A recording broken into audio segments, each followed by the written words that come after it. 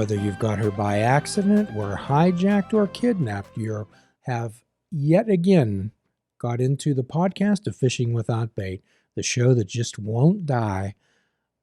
Fishing Without Bait, a lifetime without definitive expectations, where we assist people in not finding themselves, but rather creating themselves. If you're welcome nowhere else, you're certainly welcome here. No admission other than the honesty, open-mindedness, and willingness to try. Hello, everyone. I'm Jim Ellermeyer. I'm a behavioral health therapist. And as always, we offer an eclectic roster of guests. And today I'm joined by my good friend and colleague, Miss Shanna. Miss Shanna joined our merry band a number of years ago and has quite an interesting story to tell. So, Shanna, how would you introduce yourself if you were captured by aliens, abducted by aliens, and taken back to their home planet? What would you say about yourself? They say, tell us about yourself, human. Well, that's a interesting way to introduce myself there to aliens. I think I would have to say that I am a humble human hailing from planet Earth. I consider myself to be a Christian cowgirl. That kind of encapsulates the essence of who I am, my love of horses and my faith and my heart for people. So, what would conceptualize a Christian cowgirl? Well, Jim, I have a lengthy history of loving horses for the greater part of my life now. Um, Ever since I was a little girl, I found my solace at the barn. Um, I've had my own time of troubles, like you tend to speak about in my own life, coming from a broken home life and experiencing some difficulties and challenges fitting in, like many youth do. Um, and I found my place at the farm with horses, and I have really just fallen in love with the unconditional love and non-judgment that they tend to provide, and that's what has really shaped me into becoming who I am today. So, when you talk about the unconditional love and support that and the non-judgmental stance that a horse can take, say more about that, Shauna. Some people say that horses are like a mirror for our emotions, but that's actually not always the case. So we are predators, whereas horses are prey animals. And so they are incredibly in tune to our emotions. And so from the moment that we encounter the presence of a horse, they are kind of feeling us out. Um, they are not making any preconceived notions or judgments about us, but they are, from the moment that we encounter them, kind of sensing what's going on with us. And so we come as we are to them, and they take that feedback and they respond to us in the manner that is appropriate, whether we are a threat or whether we are a peace. We come in peace, then they'll be peaceful with us. So, what you're telling us is that perhaps your home environment, perhaps wasn't the most wonderful place to grow and bloom as a child or an adolescent, and you found some type of comfort in being in the barn. Absolutely, absolutely.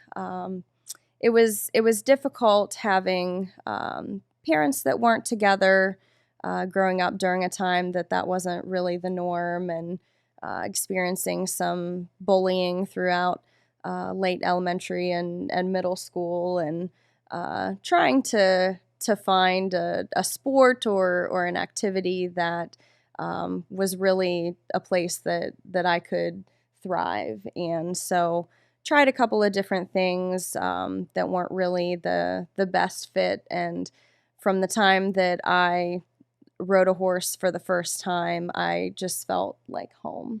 So there's so many people that feel that they don't fit in and feel awkward, and they desperately want to be a part of.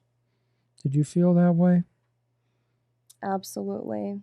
I definitely did. And horses are herd animals by nature. So, Herd animals? herd animals.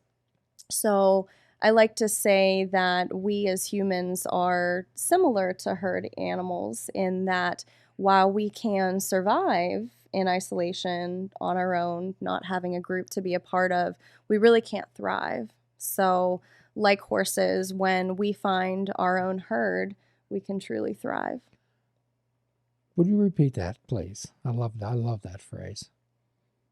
So, just like horses, while we can survive in isolation, we cannot truly thrive. So, when we find our herd, we can really thrive.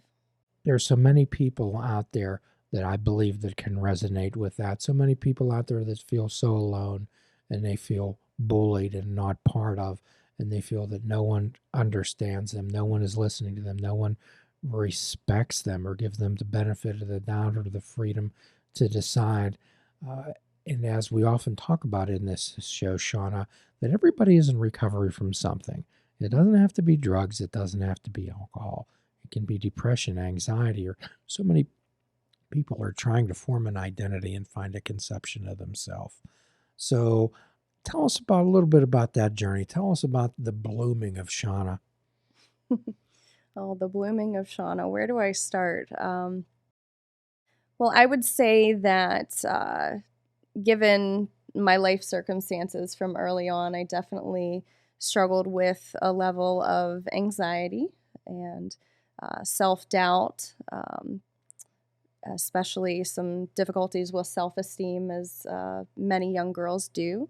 And once I found my solace at the farm, that was also around the time that I was sort of acquiring my faith at the time, which, like I said, I do identify as Christian, and I believe in my Savior Jesus Christ, and really encountering being around horses just kind of solidified that spiritual experience for me because horses are such spiritual beings as well. And so I went through this really challenging time period. I had just transitioned from public school to private school, and I was really getting into learning to ride at the time, and just starting out with some kind of amateur showing and 4-H and things like that. Spending a lot of time at the barn, and at the same time, my grandfather's health was failing. He had pulmonary fibrosis, and he was the primary father figure for me growing up. So that was a really challenging time of my life. And then around that time, I outgrew my first pony, and I acquired my first horse as a teenager. And I was so excited to train this horse. It was my first horse as a 2-year-old, which is around the time that we start to train them to be able to be ridden for the first time. And I was just over the moon excited to have her. And unfortunately, after only having her for a few weeks, she was in a really tragic accident, Jim. And due to some complications from that sudden and tragic accident, she had to be euthanized, and she didn't survive the experience. So I endured my first very painful loss as a young girl, and very not too long after, I actually lost my grandfather as well. And this was a really pivotal time in my identity formation and kind of my faith formation, because everything I knew was just shaken. My love for horses, um, the solid family life that I did have was just completely turned upside down. And I I was shaken. I was being tested, and I wanted to walk away from it all at that time, Jim. I really did. I said, well, if this is how painful loving horses can be, maybe I don't want to be a part of it.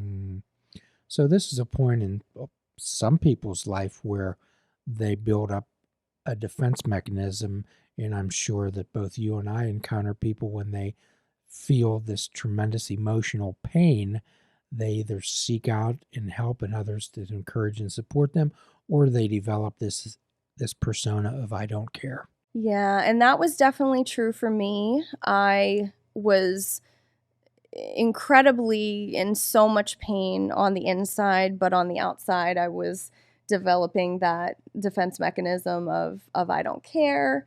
I don't want anything to do with horses. I don't want to get another horse. I just kind of wanted to shut the whole world out at that point. So during this time in your lifespan development, who was providing you encouragement and support? Who was there that you could talk to? Who was there that could emphasize with you and be with you? So it was really the encouragement from my mother at the time that really kept me going. She knew that deep down that passion for horses was still there, and she did not want to see that flame go out in me. And so she really encouraged fanning those flames to help them spark up again. What type of peer support did you have, Shanna? I had a few friends at the farm who also, like me, had not experienced the most welcoming environment in their schools and their hometowns. We kind of all came from different areas and walks of life, but we were combined by our love of horses, and they were also a good support system for me at the time, encouraging me not to walk away from it. Okay, so in the 12-step world, it said that we are people who normally would not mix. However, it's our singleness of purpose that binds us together. So what you're saying, this group of individuals and your singleness of purpose was being on the farm and your love for horses. Absolutely. Cool. So Definitely. you found a passion, you found a purpose. Mm-hmm. Great. So you found that, you're in high school. So tell us, go on.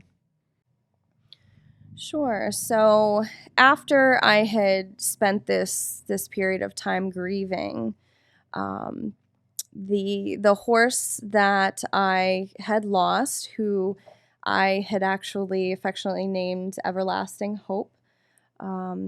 Everlasting Hope had a half sister who was in need of mercy and love, and someone to be a safe haven for her.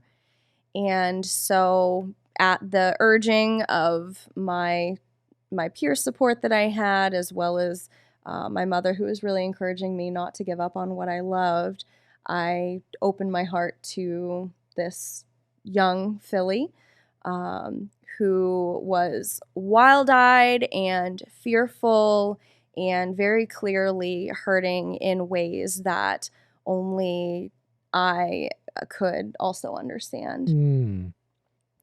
And so, Jim, we went through this process of me trying to catch her running away, getting frustrated, wondering if this was ever going to work, until there was one day that, in a state of vulnerability, and I would never suggest that anyone ever crawl up on a horse laying down on their hands and knees, but Jim, that's exactly what I did.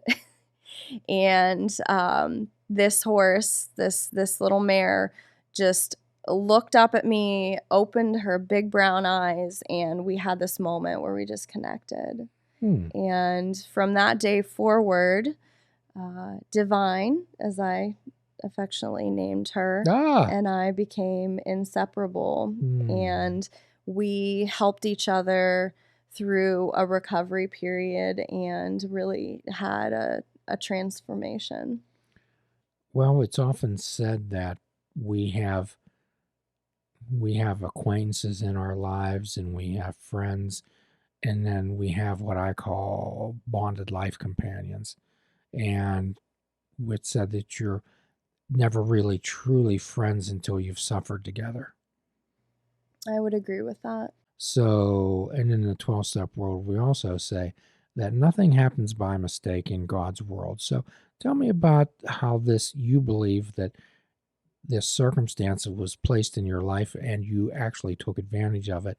So, when we talk in the 12 step world about paying attention on purpose, that we say that if we're present and aware, this is when the creator, the divine, will put people, places, circumstances, and events into your life.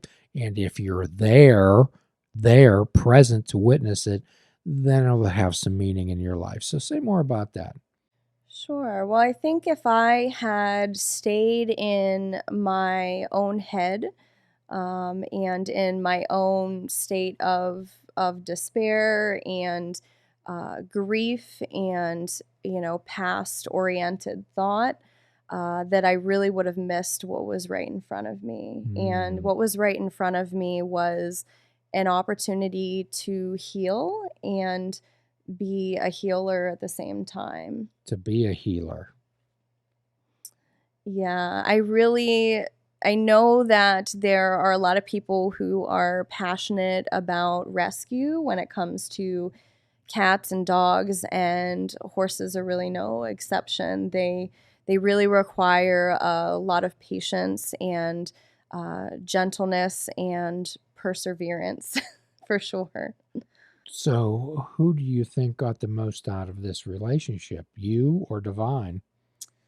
Honestly, I would say that there's no way to choose. It had to be both of us Hmm. mutually benefiting. Okay.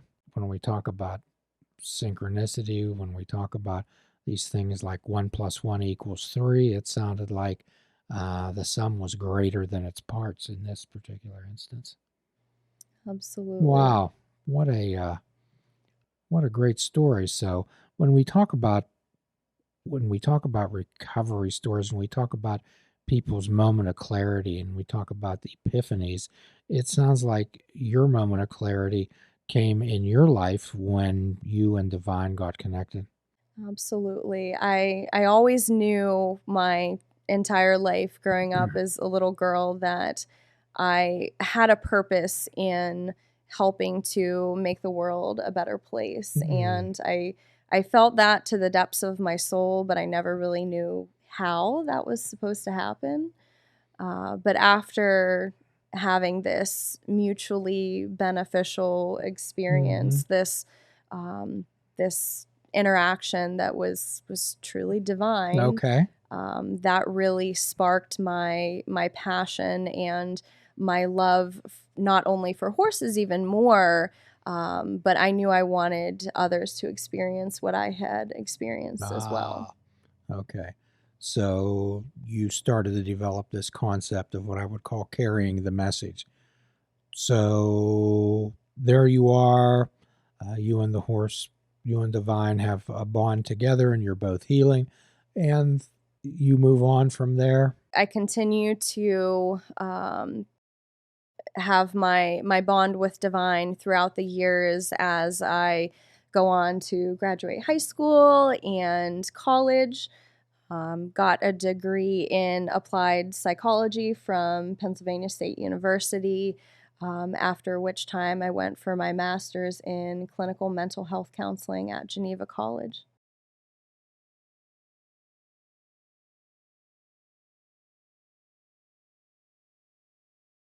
Because I knew that I wanted to help people in a really life changing way. And I knew what it was like to experience anxiety, depression, not fitting in, and just really not knowing what your purpose is in this world. And I knew that there was a better way to help people cope with that than traditional talk therapy. And it was when I discovered that my love for horses and my desire to help people could be combined, that really sparked my lifelong passion for equine assisted psychotherapy. Please check out our website at fishingwithoutbait.com, where you can listen to the show, comment on our discussions, and find out where you can subscribe to our podcast.